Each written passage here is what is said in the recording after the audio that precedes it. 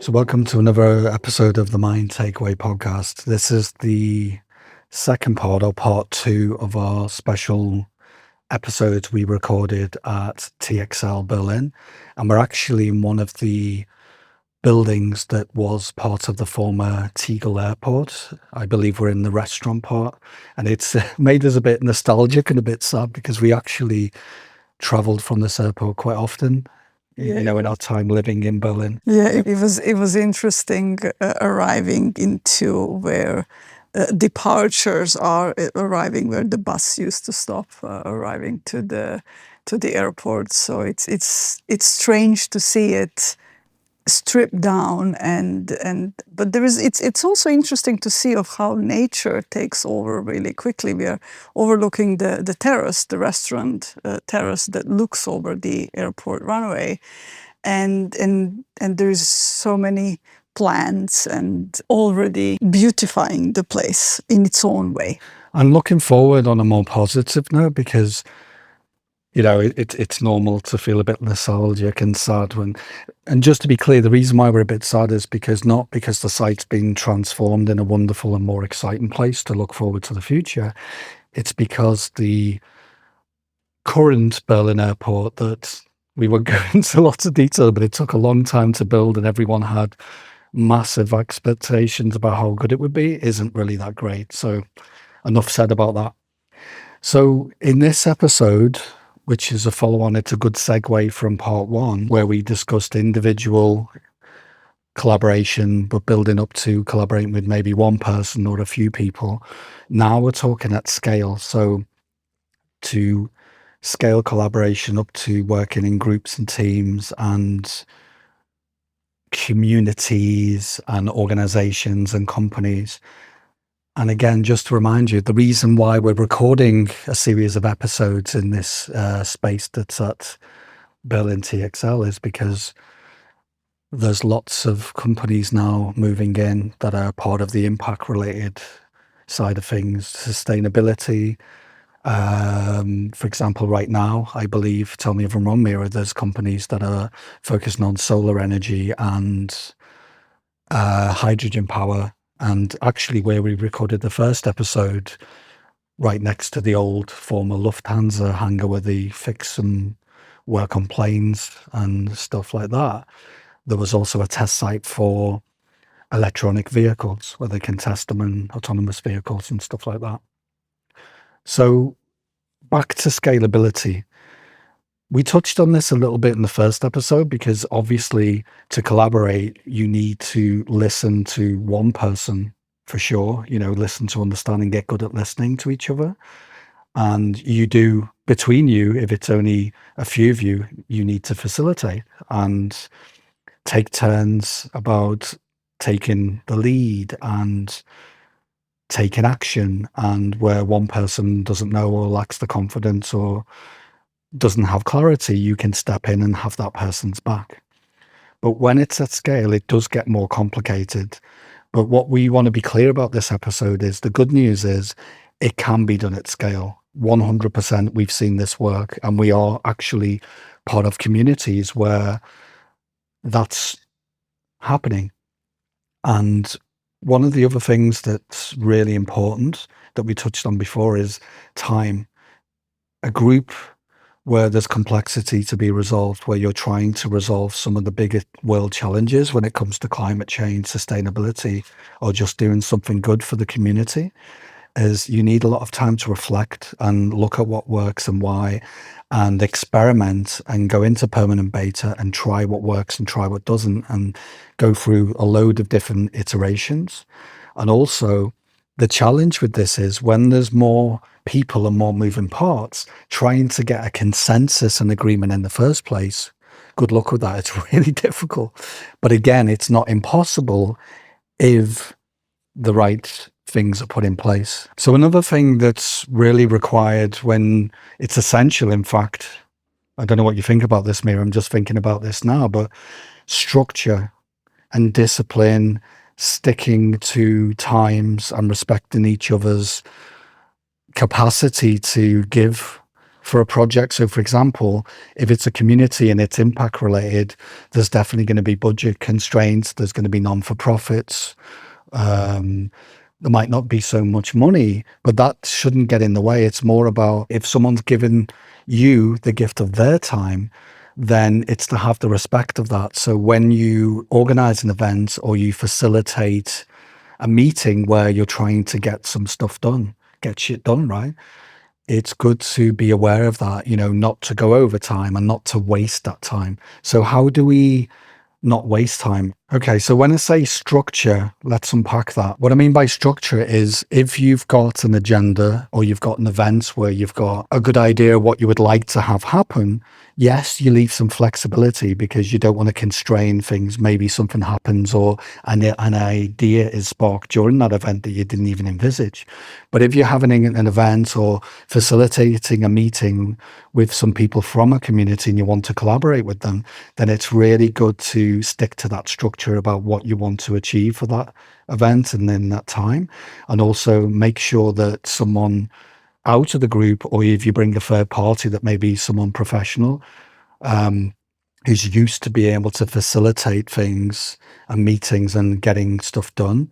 And also someone who's willing to be able to document and gain consensus and to allow, a good amount of back and forth and allowing a bit of dissent and disagreement and all of that, but they're comfortable being able to facilitate that happening. Because without that in place, what we notice is that, like we said in the other episodes, a community will start, it starts really well, and then suddenly it fizzles out because it's just got no structure. It lacks discipline and maybe sometimes experience. But again, the good news is discipline, experience, and structure can be learned.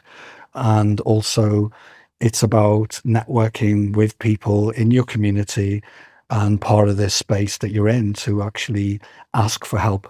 And I think that's a good one, right, Mira? That quite often we notice in this space people burn themselves out and they don't really collaborate as good as they could do because they get uncomfortable and they lack the ability to ask for help because they think that they can do it, or they lack the awareness that they need to get someone who's actually had a bit more mileage and able to help the community grow, for example.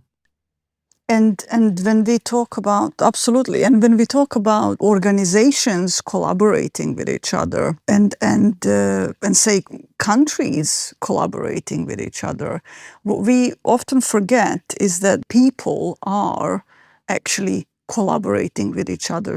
Those two groups of people are collaborating with each other. So what also has to be there, same like for individuals, we need to have this common purpose. We need to be aligned. We need to take our egos away and understand that the reason why we collaborate is benefiting all of us individually.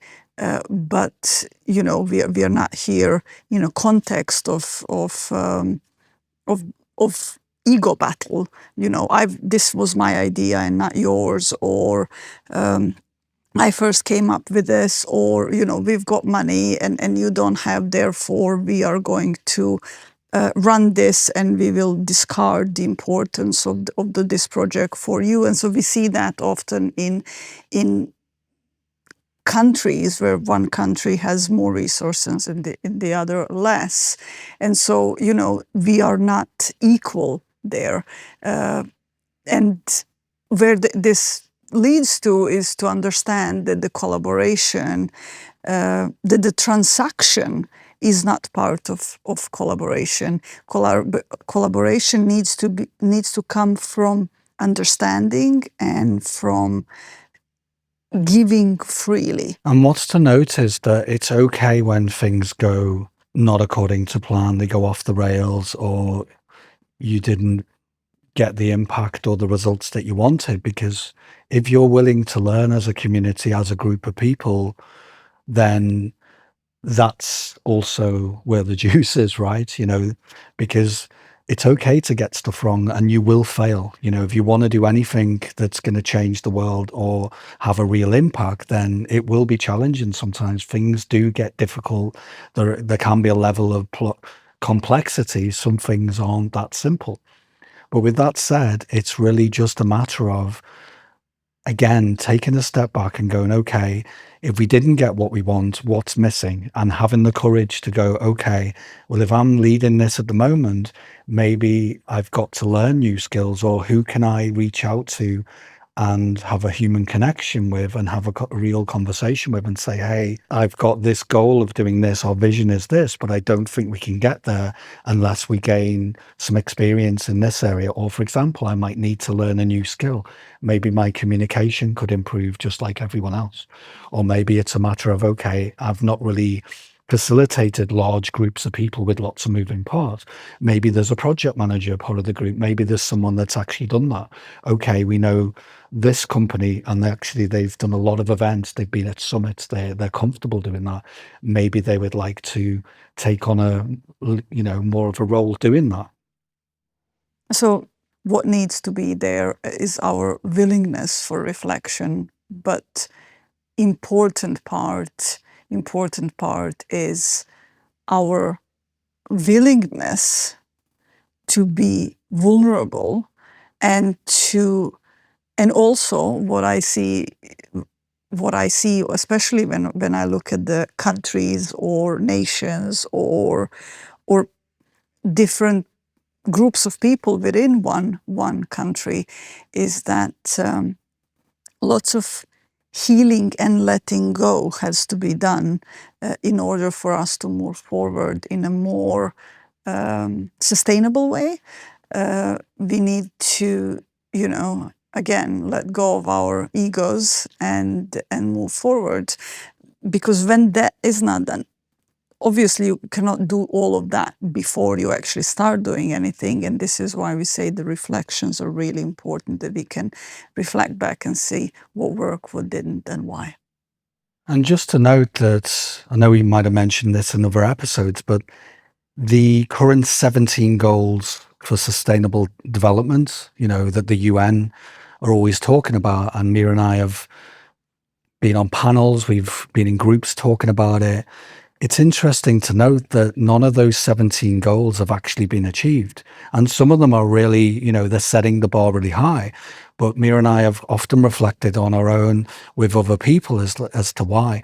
But again, because they're just not collaborating effectively enough. And again, that shouldn't mean you should give up just because the UN haven't achieved those 17 goals.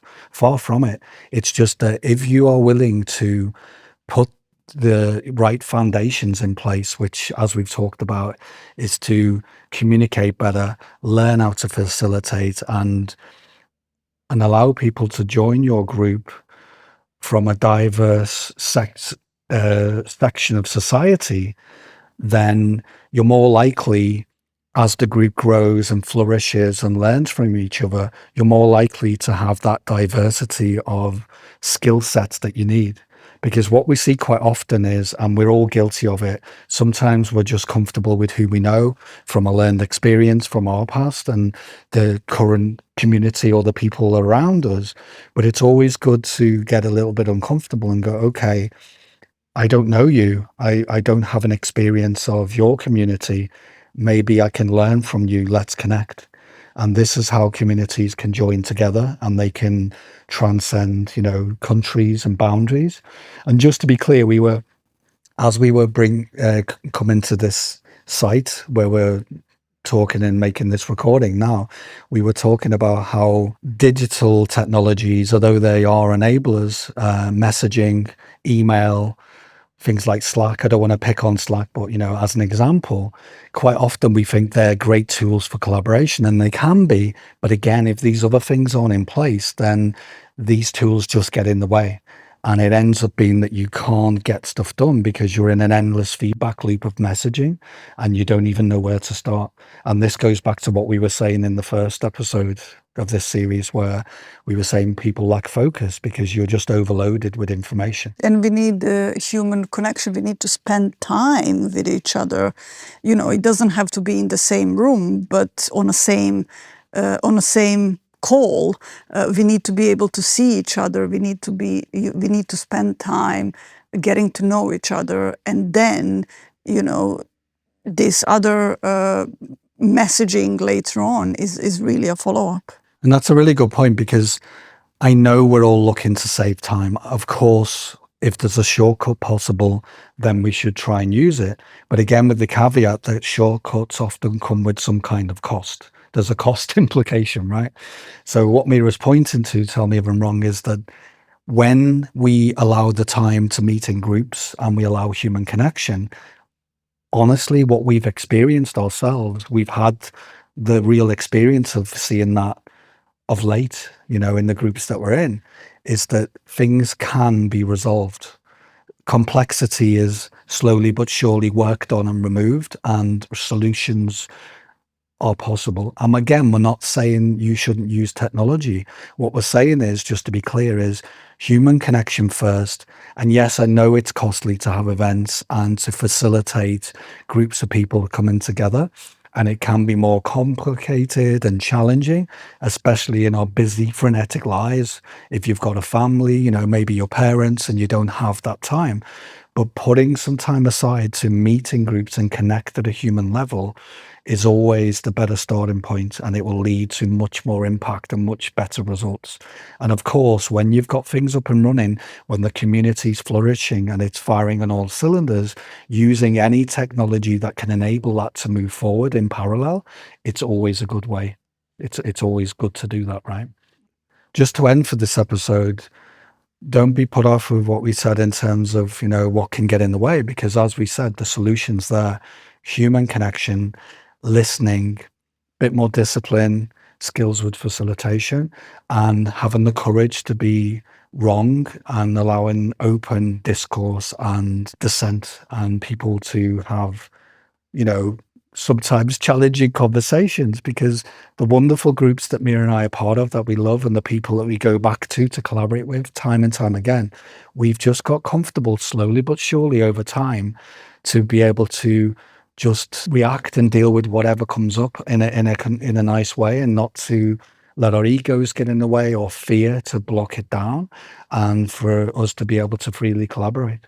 So yeah, thanks for listening, and keep an eye out for other interesting episodes that are connected to this, because watch this space. I believe that we'll have some interesting guests from Berlin TXL in the future.